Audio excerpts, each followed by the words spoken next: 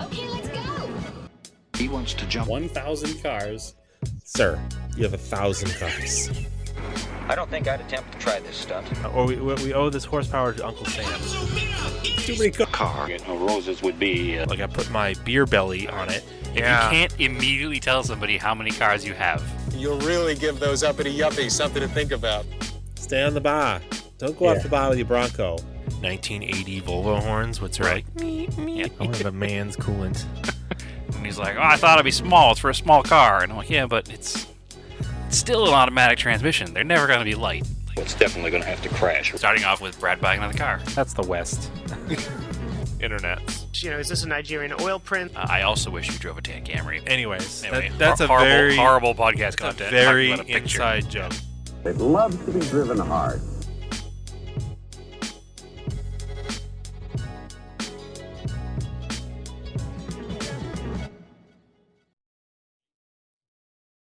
Off topic. How are you? We're going to title this one, the one where he holds the mic closer to his face. All right. Yeah, we're working on it. Yeah, apologies for working on last week's improvements. sound issues. We'll get there. It's only been almost 9 years.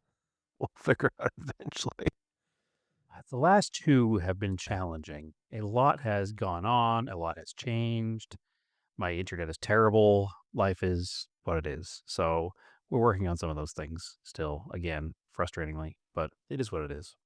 Hopefully there's not too much of a delay, not too much talking over each other. It's all my internet. Yeah. So what people don't know is the way the internet works in Arizona is it travels to the Arizona border and then is transported via stagecoach to your house and back and forth. So we have trains. That's how it works. Okay? That's why it's so slow. Transcontinental Railroad. What I will say is that it is outdated because we don't have fiber in our neighborhood. We do have fiber in Phoenix, just not here. So the internet at my house is still transmitted via telephone line. So it's not modern by any standards. I'll never forget. I went to mail you something within the last, obviously the time frame that you lived there. So the last like 5 years. 6. And the guy at the post office here was like, man, Phoenix is kind of far away. I'm like, yeah, but it's like 2021. Are you walking to there before me? Or are you putting it on an airplane? What is happening now? Yeah, wait, there's U.S. Mail has trucks and planes. I don't Sorry to make you work so hard, sir. Yeah, the guy at the counter that walks it to the back, that then it puts it on the conveyor belt that brings it to wherever it goes. The guy's walking all the way to Weird, Phoenix. but whatever. Yeah, I guess so. So, what do we got going on? I went to the NASCAR race. That was cool. You want to talk about that since I was there? It was a wonderfully good race. It was one of the better races I've seen it in New Hampshire in a while. And I think I haven't watched the broadcast yet. I kind of forgot because I was there, but I think they had adjusted the tire compound. It seemed, is what I kind of heard in person. They were talking about it. I don't know if you remember that from the broadcast. They did some. I mean, I felt like last year it was kind of a freight train of cars. There wasn't much passing, and then this year it had multiple lanes, which was cool.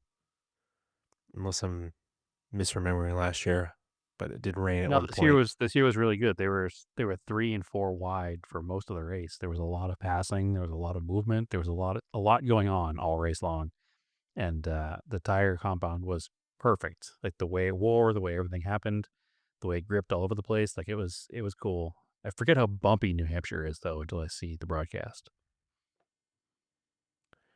Yeah, I don't think they've repaved it in quite a while. And, normally I'm just doing, when I do track days there, we just do the front straight. And then before turns 1 and turn 2, you turn hard left, and you go through a chicane, and you pop out back on the back straight for like a second, and then go up into the field where the RVs are all parked up around the hill. But yeah, that was a cool race, and weather was great, and I didn't. It's kind of like it must be really frustrating for someone like Josh Berry, who was in the playoffs last week, and then is out, and then ran really well at New Hampshire. So Josh Berry or SVG, both of the same situation where they were running really well until they weren't, and didn't really matter much because they're out of the contention for the actual playoff. well, that's the thing with Josh Berry in the 21. He did get wrecked, but then he came back. It was like, whoa, okay, that's cool. So, but SVG and the 99 of Suarez got caught up. Brad Keselowski did some weird move and caused a big wreck coming out of turn 2. And Yeah, Keselowski was like, like, "There's a I hole couldn't down really here see that's it. not big enough for my car, but maybe I can make it work."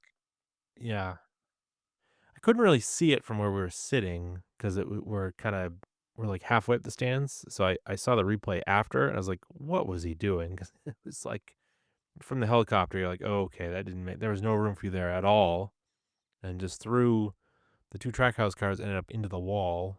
And because I was sitting there, and they came down, both of them came down pit lane and went in behind in the garage. You're like, oh, that's not good. And then I saw Suarez walking from the garage with his suit off, and you're like, well, he must be done for the day. So SVG did get back out there. I don't know how many laps down he was, but it was a shame because he qualified really well, up in like 8th, I think, pretty high, the top 10, and then was running like, or maybe qualified like 10th or something. Qualified pretty high, and then he was running in the top 10 most of the beginning part of the race, which was cool. And I was happy for him because it was mostly Ford, Penske, but the Toyotas were running pretty well too. So Definitely a Penske day, no it wasn't question. much They were challenging from the Chevys. Yeah, yeah, and the 21 is aligned with Penske because they're a Ford team. So that's not surprising that they were also fast. Because I did watch the qualifying, and he had the fastest.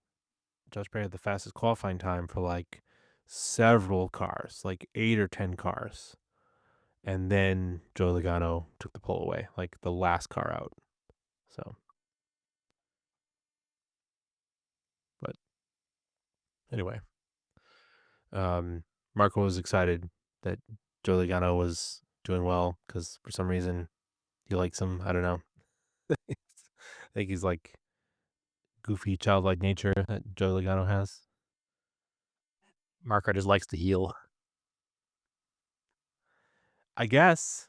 It's so funny watching driver interactions and everybody booing for Hamlin. Like it's like half boos, half cheers. So funny. It used to be all booze, and it's recently changed to the half and half. I think, honestly, ever since he started recording a podcast every week and people got to know him a little better, he turned a lot of people's opinions on him. Yeah, and I still don't understand how Chase Elliott is so popular because he just doesn't do that well, or he hasn't in the past like since the next gen car. He's been kind of That has zero but personality. people love him. So Yeah, he's just an Elliott. but they were even trying to interview him before the race, and he was just like, yeah, I don't know, I gotta go fast," and then like didn't talk to the guy. It was like, okay, all right, but whatever. Yeah, definitely worth it. They're moving, so next year it's not going to be a playoff race, but it's going to be in the middle of August. So probably one of the final races before the playoffs. So that should be interesting as well. It'll probably be a lot hotter, but I don't know. I've already I bought tickets for next year already, so looking forward to it. Less of a chance of rain in New England in August than there is in September. In both August and September, there's also a chance of rain than in like June or July. It's been dry the last couple summers from like August to September, so except for today. And we're talking about the rain. We're back at it. There we go. It's going to rain here tomorrow, so we'll make up for it. All right. Yeah. So eventually the race was won by Blaney, which apparently was his first win at New Hampshire. I didn't realize. So that was kind of cool. Got to hold the lobster. They give you a lobster at the end, like a big old. They said this year it was 23 pounds. And I think, off the top of my head, I don't know. This is what they said over the announcement, but it's probably true. 23-pound lobster is like 100 years old, which makes sense. Wow, It's takes kind a of while to crazy grow. to think about that. That thing survived out there for 100 years or so, and didn't get eaten by anything else. So, yeah, because that does make sense actually. Now I'm thinking of it, because like a pound and a half lobster, like the one you usually get like at a restaurant, the like what you think of when you see a lobster. Those lobsters are like 7 years old. So that makes sense that a big one would be close to 100. So pretty It's crazy. interesting. I just But looked it up because I was curious. anyway, And it says that, yeah, they could be 95 to 100, but they could be even older because as they get to that size, their growth slows. So it could be up to like 140 years. that's kind of wild. That thing has been around since before airplanes existed. Yeah. And it's like, what am I doing here? Being held in front of all these people. So, Last time I was yeah, at land, I I saw don't know. That's horses. pretty Now I wild. see cars. I don't know what's happening. Yeah. Wild. Lobster facts. Not off topic. Because New England podcast. It's the off-topic portion. It is. Yeah. I mean, I don't know how else to relate. I don't think there's anything else that relates lobsters to cars. So, other than you come here and you take a nice drive up Route 1 and get all the seafood you want. And you You come go have visit a me, and you lobster. can get a lobster roll even cheaper than you can get it there, and it's still somehow a fresh New England lobster. Yeah, that makes no sense, but here we are. But again, you know, Arizona's so far away, but yet they ship stuff like that. Because nothing is far away when you factor in airplanes. It's 3,000 miles. That's about 6 hours.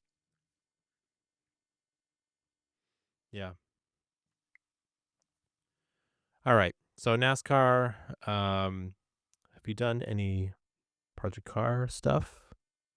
I have not, actually. I had tons for last week. This week, I have not done anything.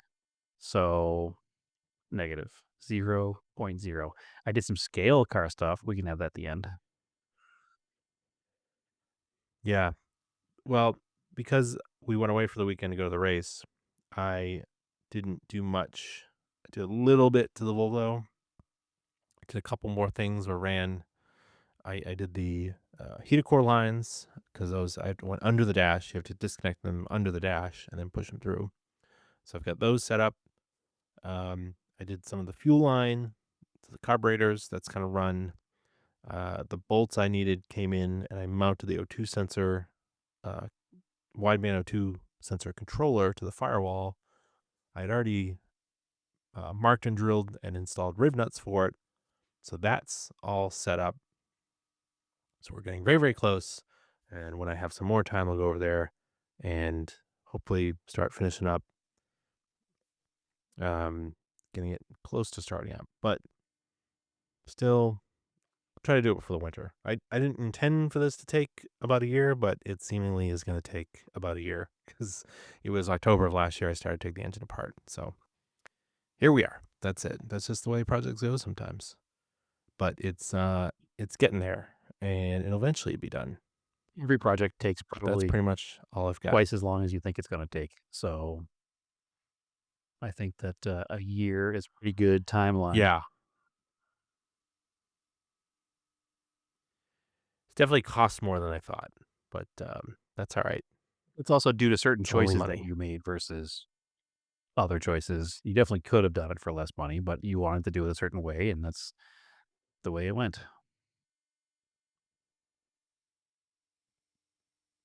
Well, yeah, the engine was. I didn't think the machine work would be that much, but that's how much machine work is these days. It's expensive. So, yeah, that's really all I've got for project car updates. I don't know. So you have no project car updates? No, I haven't actually touched any physical car that's a full scale car. I've been working on an RC car all week. Oh yeah. So I have a new Tamiya every time. A new Tamiya, the Hornet Evo I picked up I don't know, probably 3 weeks ago. Been finishing that up the past couple of days. I wanted a new RC car just because I got hooked when I built that Grasshopper, a year ago or so. And Yeah. I decided that, You did it to me, and I did it right yep. back to you. So I decided I was going to modify the Grasshopper to make it work better. And then I said, you know what? I think I want to buy the Hornet Evo because it's essentially the Grasshopper chassis with a bunch of upgrades to make it work like a modern RC car. So instead of upgrading the old style chassis, I'll keep that one as like my full nostalgia machine because it runs and drives like my old one. And this one here is better than a modified Grasshopper would have been because of all the engineering that I put into the kit. So the big difference is the very large difference is that the Grasshopper, part of the Hopper series of cars, the name is Hopper because they bounce all over the place because they just have spring shocks and a solid rear end with independent front end. But when the suspension collapses in the front, it changes the camber of the wheels drastically and the car bump steers like mad. The Hornet is the same, but the Hornet Evo is the new version of it that came out, and it has fully independent suspension with equal length control arms in the front, so it works like a real car and doesn't have massive camber changes through its stroke. And the rear, instead of being a solid axle, is independent and works just a lot better. So it's actually pretty amazing how well it works. It reminds me a lot of the next gen that you have, the DTO4, I guess that is. So it works very similarly because it's a modified DTO2, which is the Tamiya chassis code for one of their older buggies, but it's a modified version of that rear suspension and engine or motor setup.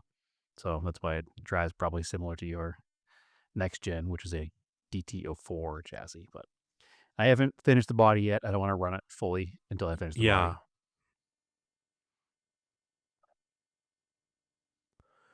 Yeah, that was basically for the 40th anniversary of the Evo, of the Hornet. They came out with the Evo version. Yeah. So just to Yeah, make you feel exactly. old. So the The Hornet and the Grasshopper, like I said, they're the same tub chassis, and the earlier versions of them were very similar as far as how they Mhm. handled and drove. They were just slight modifications between each. So the cool thing is that all these parts that make the Hornet Evo could easily be slapped on a Grasshopper kit. So if you bought a Grasshopper body and a couple other parts, you could basically make like a Grasshopper Evo. Would be kind of neat to do as well, I think. I think I saw someone there is a kit I wasn't aware of it. Like there's a turbo Grasshopper that has some hop up parts for it. Like the 540 maybe came with it or something. There's 3 or 4 Grasshoppers that But are like special editions. I'd never seen it before. Yeah. Yeah.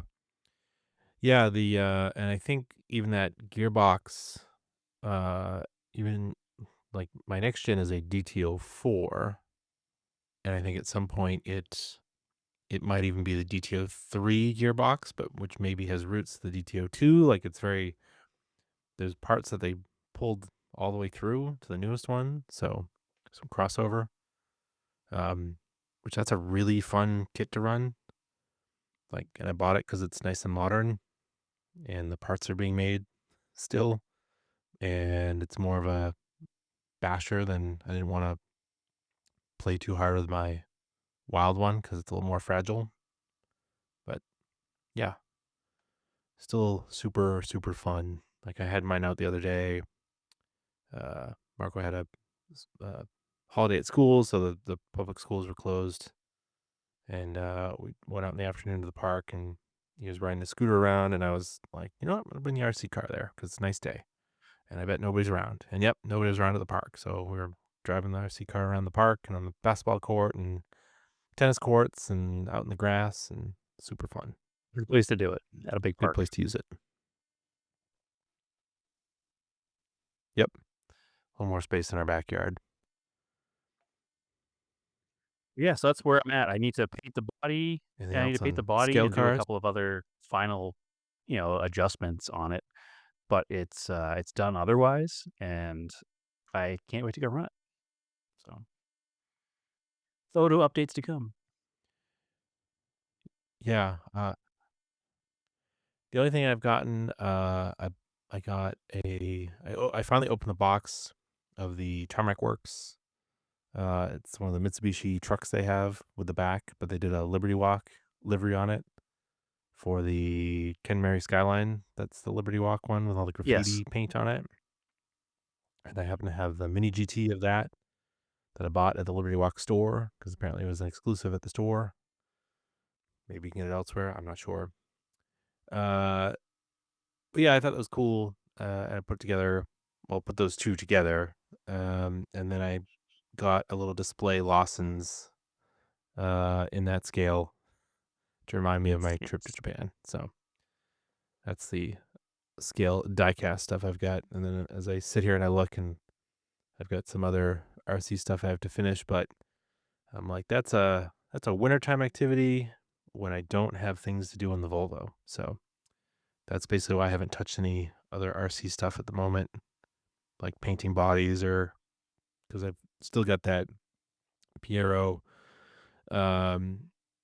Montero, that's the Element Utron kit that I need to finish the body on it. But again, it's like I can either spend time on that or I can spend time finishing the Volvo. So I'd rather finish the Volvo at the moment because all this stuff is like things that I can do inside in my basement when it's not nice out. Which is probably why I'm building the kit that I'm building That's what I now, got because going it's on. summertime here and I don't want to be outside.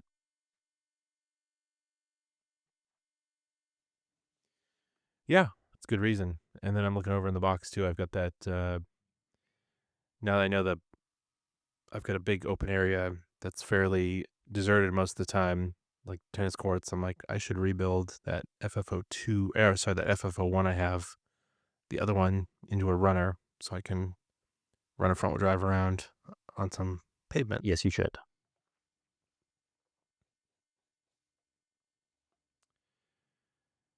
So, other car news? Another big car news this week? Do you know what it is? Like new modern car news? No, just general car news, enthusiast car news. I don't think I do.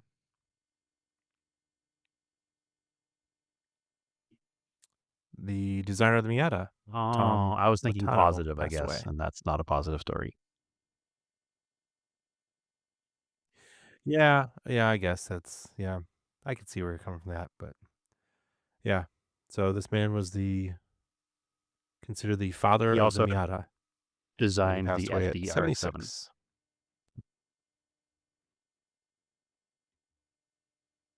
Oh, okay.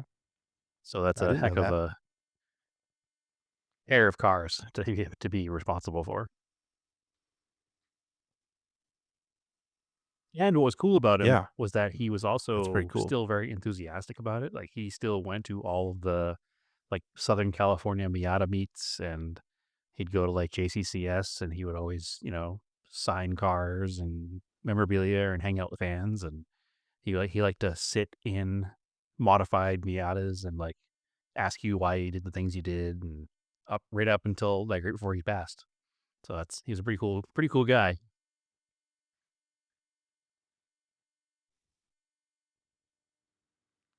Yeah, that is pretty cool. Especially because you could easily see someone who designed it be like, I don't want to talk about that car anymore. Everybody wants to talk to me about that car, and I'm really annoyed with it. But it is really cool when somebody's not like that, and they really enjoy that everybody cherishes the thing that they created, and finds great joy in them. So that's pretty cool. We can all hope that you can create something like So that go back everybody to school loves, and I become a guess. designer, and then get a job for Mazda, and you go on your way. Yeah, exactly. All right. So I yeah, promise I'll have more for next. I that's promise all I'll have I've more for got for next car week. news I this week. have a disgusting amount of parts sitting here for 3 cars.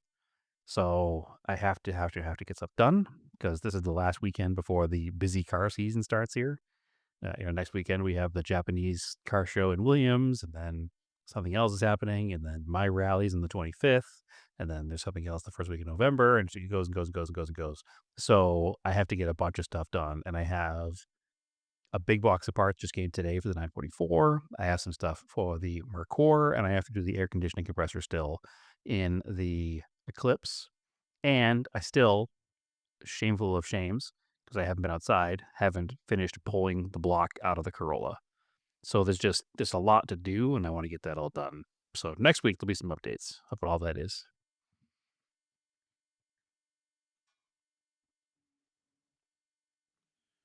Yeah, we've got so this Sunday is there's a Beverly Mass, Beverly PD Police benefit car show at Lynch Park. Our mutual friend we have puts that on. And my dad does the music for it. So I'm probably gonna drive as seeing since the uh, Volvo's not done and I didn't get to my mom's Beetle yet. I'll probably drive his Pontiac over for him because he's got to use his vehicle to take all his DJ equipment over. So I'm gonna take his '65 Pontiac out for a ride on Sunday. So that'll be kind of cool. And then the following weekend, there is a car show at Salem High School, like a kind of a Halloween themed car show because it's in Salem. But it's also the same day as Japanese Car Day at Lars Anderson. So I'm going to go check that out instead because I missed it last year because we had soccer on Sundays for little kids, but now it's moved to Saturday for slightly older kindergartens kids. So I now have Sunday available to go to the car show. And I guess last Sunday at Lars Anderson, they did a retro event that's Radwood kind of like, inspired. I hate to say like Radwood inspired, but really anybody can do a retro car show. And I've been threatening to do one for many, many years and I never do it. So shame on me. But, that's like the type of car show that I would like to see more of that doesn't, and the pictures I saw out of it looked really cool. And had it not been the same weekend as NASCAR, I absolutely would have gone. And hopefully it's not the same weekend. It was actually earlier in the year, I think, and it rained, like a rare rain day, and they moved it to this weekend. So it looked pretty good. I hope they do it Yeah, it again was a pretty because I good want to time. go. There's a bunch of cars there that I wasn't even familiar with, so that was cool.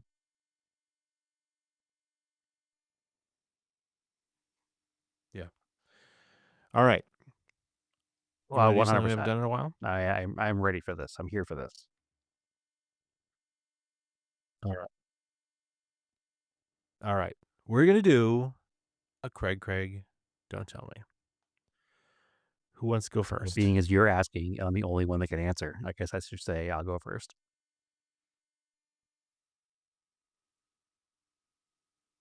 Well, you could say I will not you defer. I can will go go first, first. or I want to go first. So So, am I reading first? you'll go first? All right. So I was just going to ask that. What does that mean? Does that mean you're reading first or if I'm quizzing you first? Sure. Why don't you want to read first? I'll let you read first. You're right. Because I'm usually worse at this than me. Here we go. So let's get my For terribleness sale out of is the way. this blank in the most desirable color, black and gold. Opportunity Knox in Arizona. California built blank, spent its whole life in Missouri, now available in Arizona. L69 V8 HO with dual snorkel 4-barrel carburetor. 5-speed manual. Borg Warner 9-bolt, code GS4. Aussie traction, code G80. Original paint. One of only 1,665 made in blank year. And one of the only 3 years of the dual snorkel L69 V8. This truly is a rare car. In blank year, not many 5-speeds were made. Second owner, this car was purchased from its original owner of blank years.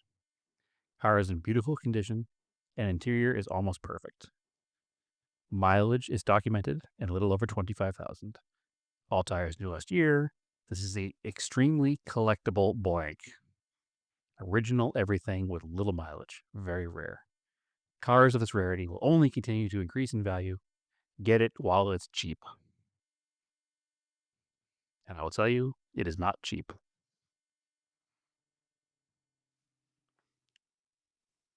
Okay. All right. So it's a GM product. Did it say It's it was built in California or built, sold spent in its whole life California? in Is Missouri. that what? Not positive. And now available in Arizona. Oh.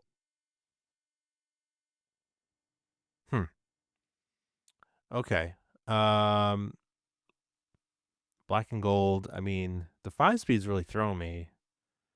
I want to say it's a Trans Am, but I don't know if they come in So 5-speed. I will throw something out to you that you are And- correct, but you're thinking of the wrong car.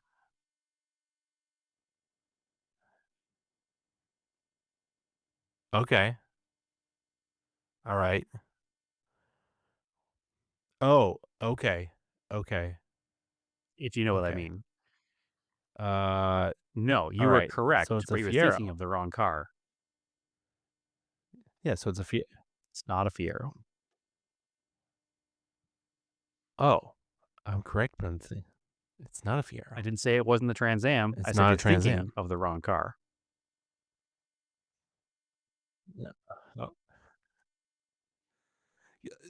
Yeah, the black and gold is what I'm tripping me out. I'm thinking it's a bandit car, but I don't You think are they ever came correct. in 5 speeds. You are correct. I thought they were only 4 So that's why I don't want to give you the win because you're only halfway Okay. there because you're thinking of the entirely wrong. The wrong car's in your head. But it is a Trans Am. Really? So based on that, yeah, Okay. there we go. So it's a 3rd gen. Yeah, it's an early 3rd gen. Okay. Well, so that's what's L69. So what's the which is engine a code? 305, I think, because the car is a 5-speed, and I think only the 305 came with a 5-speed. But it's an early one, so it's an Okay. 85, so it's still a 4-barrel carburetor. It's not So- fuel injected yet. Okay. I was like kind of I was split. I'm like, is this a 70s Trans Am or a 3rd gen? But I'm like, I don't know what the L69 is. That sounds like a earlier V8. So they really threw me for a loop there by using the L69 and not just calling it a 305. Yeah, for sure. 305 would have been like, yeah, it's a The 3rd ad may gen, have said no doubt. 305, and I may not have Because said the it because 5-speed. I would have also given it away. But okay, yeah. I mean, all the other stuff when you say like posi traction, all that stuff, you're like, all right, I'm in It's the just very GM clean. product, so Yeah, it is not Um, affordable though. It is but man, what do they want for this thing? $27,950 for an 85 Pontiac Trans Am.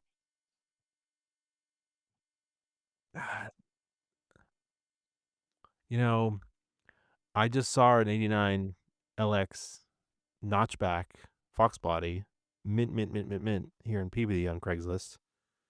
Ad wasn't Yeah. good enough for this, but 30 Yeah. grand. They can ask whatever they want. So I don't know. Maybe these cars are that much. All right. All right, I'm listening. Let's give this one a try. I'll read this one to you. Okay. Here is a really nice blank blank blank in bronze, color code 62, rebuilt 1592cc engine, brakes, front end with new carpets, interior, fascia painted new tires and windows, hardtop, upgraded to fully synchronized transmission, refinished wood steering wheel, re-chromed bumpers and overriders, fuel tanks, plural, have been cleaned and sealed with POR 15. Also has a brand new Weber 3236 carburetor. Drive it home. I think that's a 1971 I don't know if that's enough for you. MGB.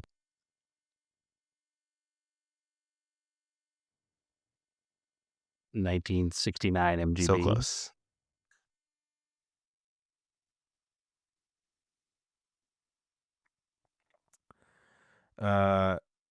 Small roadster, not an MGB. What was the engine size? 1500?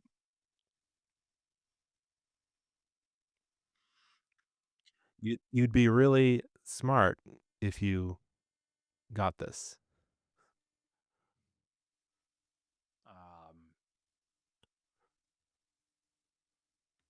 It's So it's 1592. a Healy Sprite.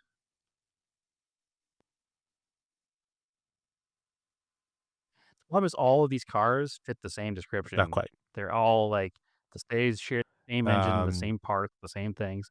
I don't know which one They have do. dual tanks. That's the only thing that's really tripping me up. I said a Sprite. I said MGB. 1500 is actually too small for an MGB, I think. But it would be a Sprite or a Midget, or smart thing here is not Well, helping you'd me have to be because it's making really me think of like you'd a have to be really smart smart roaster to from the get this. 2000s. And I was like, yeah, probably. Oh, you're gonna be so mad when you find out. Instantly, actually. No, I'm actually already mad about it. I mean, sometimes it feels like this Oh, podcast is in the Jesus. cone of So it's a sounds. Sunbeam That's just what I'm Sunbeam saying. Alpine. Okay. So, yeah, Yes. sure. Yep. I Yeah. get it. You'd be really Yeah, smart if you got get smart. Yeah.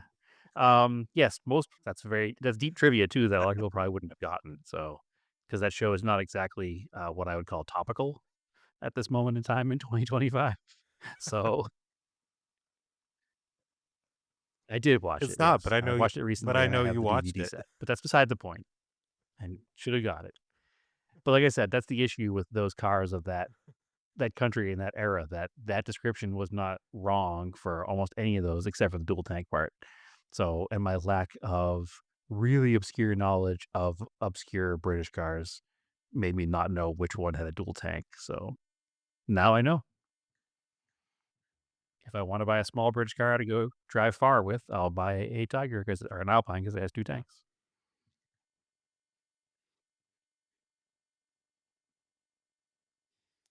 It's a really pretty looking Yeah, car they're in the amazing bronze cars. color, and it has a factory hardtop. Oh, all right. You ready? It's cool. How many? $10,500, but yeah, Doesn't seem too bad. 10,500. All right. Yeah, $10,000 for a No, decent, actually, clean yeah. running car is reasonable, I think, now in 2025. All right. Here we have a all blank, price drop, blank in original preserved condition. 65,000 miles, 4-speed, strong Buick 350 V8, early Holly fuel injection, manual drum brakes and manual steering, 3/4 ton GVW, new Falcon MT tires, straight rust-free body except for a dent in the hood, no AC. Previously from Idaho, acquired from a California collector. I've owned it for 2 years in Arizona. Strong runner, no rust. Camper shell can go with or without. Gash on the hood from backing into my gate opener. Asking blank or best offer.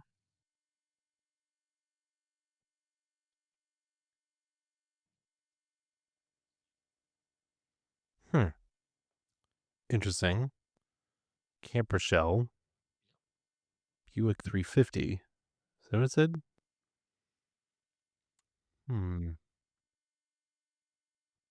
Oh.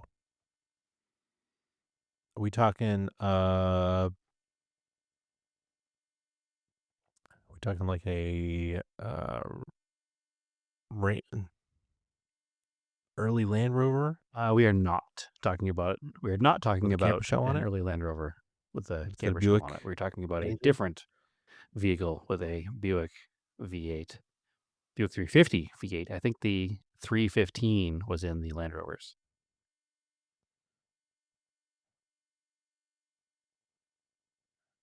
Oh, okay.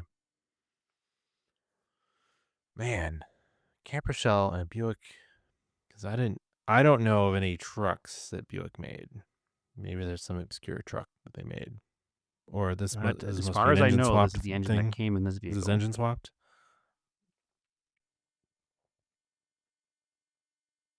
Yeah, I just Whoa, looked it okay. up to confirm, and it is. Yes, this is how it's made. Wow. It's 350 cubic inch, 5.7 liter, Dauntless V8.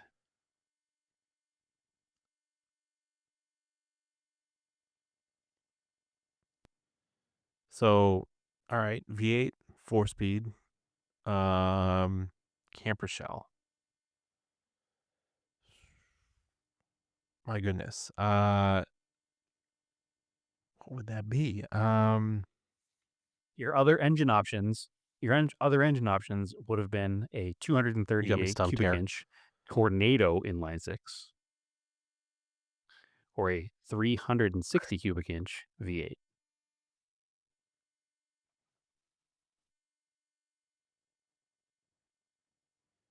All right. So is this like You are significantly this closer a than you were with Scout pickup International or truck? with Land Rover. Maybe.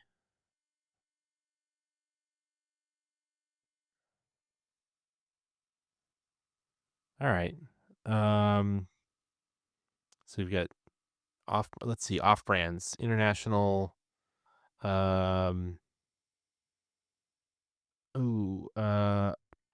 No, that's the name of the pickup truck. You already guessed that. is it International Harvester? International Harvester is the company, and Oh, okay, okay. Oh, so we're at a okay, okay, okay. So then this is a yes, would it this been is. like a Jeep, early Jeep I'll give it pickup to truck you with a camper shell? because you guessed everything else. Process of elimination. That's all that was left. Yes, it's a Jeep Gladiator. Yeah, yeah. Well, I was just trying to. Yeah, I was just trying to think of. I see. I get really lost with the obscure stuff like that from the '60s, where it was like, especially it was like Jeep was doing all kinds of Yeah, weird they had a stuff couple of their using own, different and then engines they from had different people, AMCs right? or We've talked Buicks or about this Chryslers. before. In this particular Like it's vehicle, which is the Gladiator. what a night.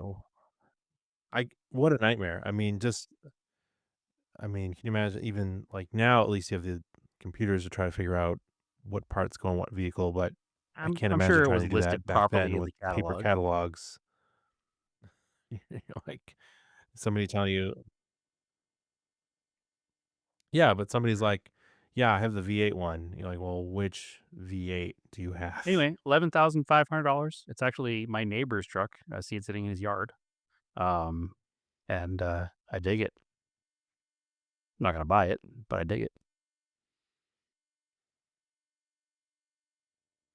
It's pretty cool. You already got a cool truck, so. All right. Yeah. Let's see. You ready for this one? All right. Blank, blank, blank. Runs and drives, but engine and transmission both very tired and need to be redone. 360 FE, Cruise-O-Matic 3-speed auto. Other than drivetrain, car's ready to go. New brakes, new brake lines, exhaust, radiator, lots of new front end parts. If you have a blank drivetrain to swap in, you could be cruising this car shows in the fall. Like I said, it does drive, but trans is erratic. Engine has lots of blow by.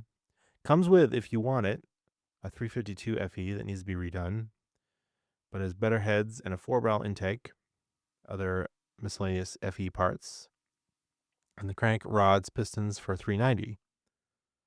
Goal was to have the engine machine and turned over 390 and have the trans rebuilt. Very little rust and one of the most solid blank I've ever seen. Swap the engine and trans and have a killer car. So a 360 FE is a Ford V8. Not much And to if go on. I'm not mistaken, it's a pre-smog Yep. engine. Like they didn't exist, I don't think, in like the mid 70s. So it's a late 60s probably, maybe even mid 60s. I don't know what years were what, like when it went from a smaller to the larger. So I don't think the 360 would have been available in early FEs. So probably 1965 Thunderbird.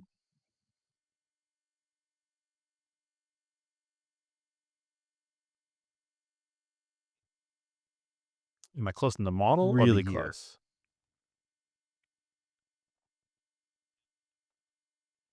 So 1965 Ford Fairlane. Nailed the year. But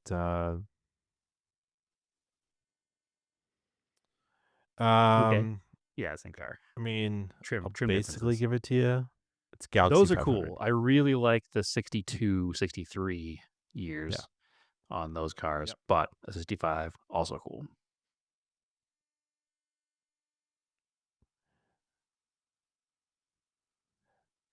This is a cool looking car. Guy took some nice pictures of it. Door paint's a little mismatched. If you threw a 4-speed on the floor in this thing and fix the engine, be real, real cool. A little bit pricey, I think, if it needs all that engine if work. it's a at two-door $8,000, but I don't know. What do I know? fastback I don't know style. what cars are worth anymore. So yeah, that's about right. It is a 2-door. Yep. Bench seats. It's maroon over red. It's pretty cool. All right. It's definitely got the look. Last car from my collection here. You got to say a brand name in this, but I don't understand why it says it unless it's been engine swapped, but let's say it is. So anyway, good luck. Yeah, it must be engine swapped. Now I'm looking at it. All right. Blank, blank, blank. Clean title. Fully built. Big All right. turbo. No, this is not a blank. And no, this was not made for the US. It is just so much better. Its dead giveaway of not being the US model is its hood scoop, so you know it's a turbo from the factory. Imported from Japan. Right-hand drive. Highly modified, ready for off-roading. Big turbo, forged internals, 2-step anti-lag. Honda. That's going to throw you for a loop there. Fuel injection, fuel regulator, new paint, LED lights. Gross. Adjustable 4x4. Okay. Approximately 25,000 miles. Yeah, everything else is unimportant, I think, to the actual listing. Only thing it needs is a headliner, if you even care about that. Thermostat's starting to leak a tiny bit, and the stereo's been removed. Car pulls hard and is quick. It's tuned appropriately and geared low. Not meant for long highway drives. So much I'm not including here, come see for yourself. Cost over $10,000 just to build and tune this. Not including the low mileage example. This is a gem. If you want some more, ask away. A pristine example on these stock goes for a blank, unmodified.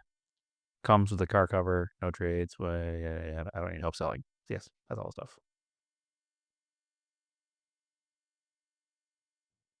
So it's going to be a little bit confusing because the engine is swapped. Ooh, okay. So it's a car. Yes. All right, but it's a car, but it's ready for off-roading. Nope, it's And earlier it's been than that. engine It's an swapped old G to series likely a single cam Honda. with a It's big probably turbo. a K20 swap, maybe.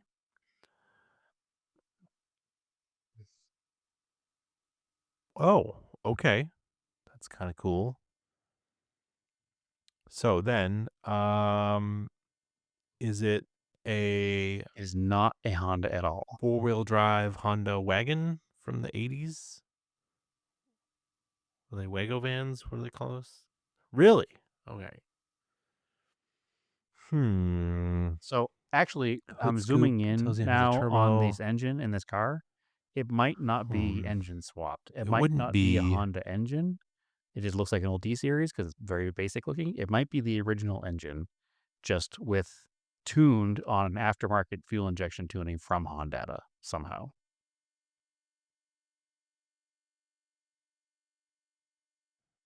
So it's not a Honda engine. It is the original Oh, okay. 1.6, probably. Then that. All right. So maybe It is not is it a Toyota Celica? adjustable 4x4, too low, too high, etc. Okay. It is not a Toyota. Oh, the Toyota Tercel wagon thing with the pull drive. Gosh darn it.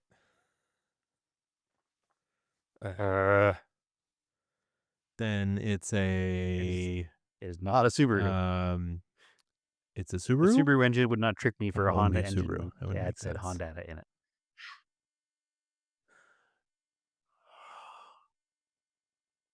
No, it wouldn't. No. I just Selectable confirmed by Google drive. image searching that is the factory engine in this car. It just has Honda tuning.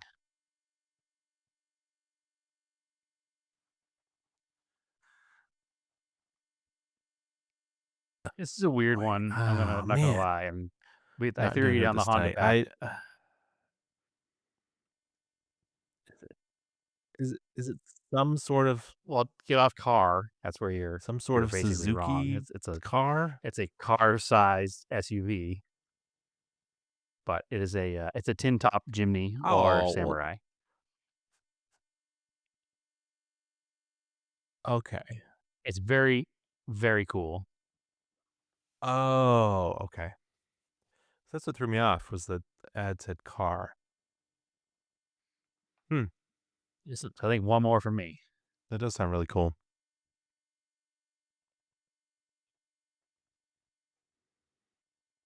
$10,000. All right. Yep. What do they want for that Jimny? Yeah, it sounds actually very reasonable. It looks like it has a all that fairly work, fresh it paint job sounds on like it. losing money. It's got brand new tires on it. It looks really cool. I would definitely drive it for $10,000.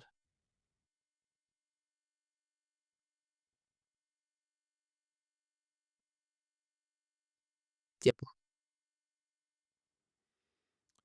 All right. You ready for the next one?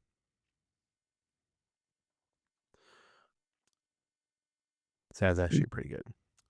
They titled the second paragraph here, "The Story." Offered So for it's a support sale with is a a car that talking needs no introduction box. because it speaks for itself. So there you go. Pristine condition, blank. Yeah, exactly. A pristine condition, blank, blank, blank. 3-door hatchback with manual transmission in its most iconic color, black. It's Let's a see. first-gen GTI. Yeah, they're telling you about driving it in the summertime. Signature black. Nope. Not quite. An OEM turbo intercooler kit has been installed by a blank Master Tech. Was working till car's it equipped didn't. with air conditioning. Was working well until it decided to remove the belt that runs the AC compressor. Okay. Yeah. Including the sale price is a set of OEM rear window louvers. And a sunroof visor. So 2-liter 4-cylinder turbo, 8-valve, manual transmission, front-wheel drive. Period correct Kenwood head In unit. tan, I bet. Aluminum alloy wheels. Crushed velour seating surfaces, turbo steering wheel, Euro H4 flat nose conversion with OEM parts. So it's a Shelby GLH Yeah, Omni. that's about it. Without giving out too much more. Really? Signature black 3-door. That'd be a 5-door. Never mind. No. Signature black had me at first gen Rabbit GTI, but then I said that before you said turbo. Turbo got me onto Omni, especially with signature black. So what was a 3-door hatch in signature black? He didn't say anything about the transmission, but he said he couldn't give any more away. So is it a twin stick? Is it a Colt turbo? No. 3-door hatch with a turbo.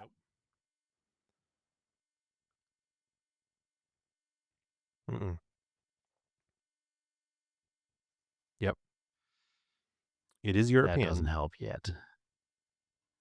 Did you say it was front drive or rear drive? Did it say in the ad? You know, I'm telling you if it didn't. Okay. So is it a Fuego? So it's a Renault It is Fuego. front-wheel drive. Yep, front-wheel drive. It is front-wheel drive. It did say in the ad. Yeah. All right. Nope. Signature black. No. 3-door hatch. Front-wheel drive turbo.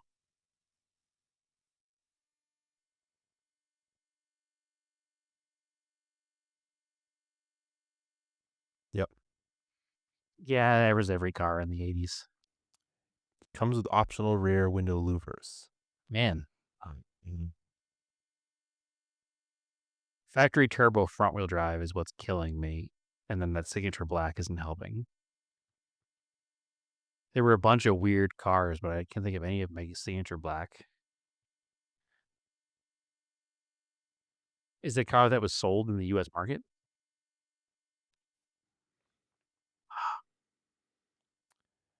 I don't know.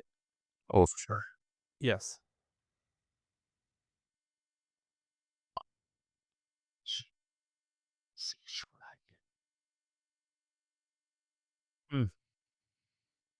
Apparently. It's a very obscure car. It's an obscure car. The rest of the ad, I guess, lines up for a Saab 900. I was slightly annoyed because you started saying it as you started saying about what the ignition is, but I caught it before that. That's it. I forgot that was a 3-door hatch. 900 turbo. It didn't sound like a Saab 82 in Saab the 900 ad turbo. initially, but I guess Yeah. I wouldn't really call Yep. an early 80s 900 signature color black either. I think that was more throwing me than anything else.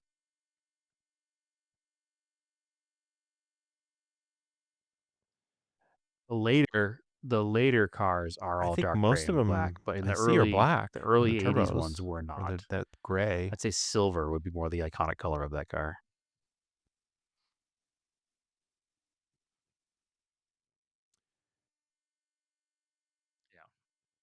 This is a cool car. It's got really cool crushed red velour seats.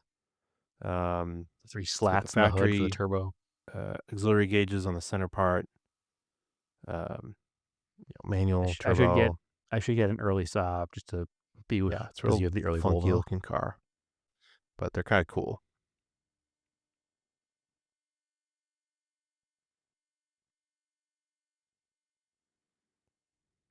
No, I'd want one I could early drive. one. I think You I'd just want get like a a 60s one, early two-stroke. 70s Saab 99. That's more you.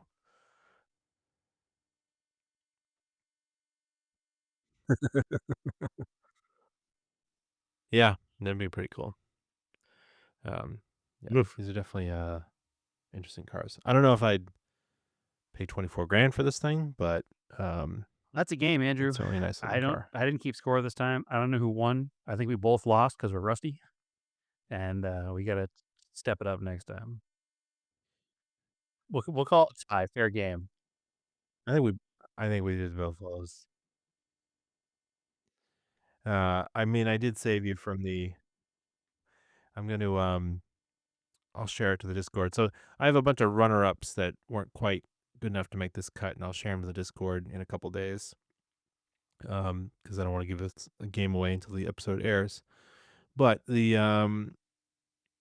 there's a good one that basically has a manifesto. It's a Ford van wait to see that it. has just this huge amount of writing about it. But it's pretty cool. Like an 87 E350 1-ton. Wasn't quite good enough for, I think, as a description for the game, but it's an interesting description just to read. But Sounds like it. anyway, yeah. I think that's a podcast, my friend.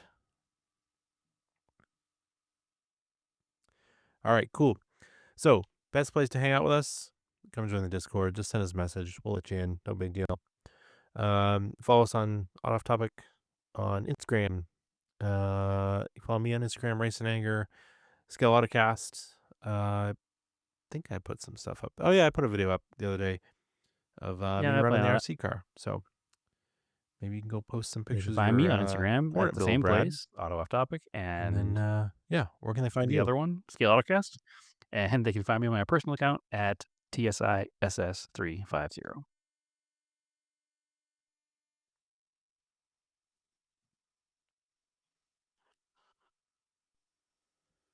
All right, cool.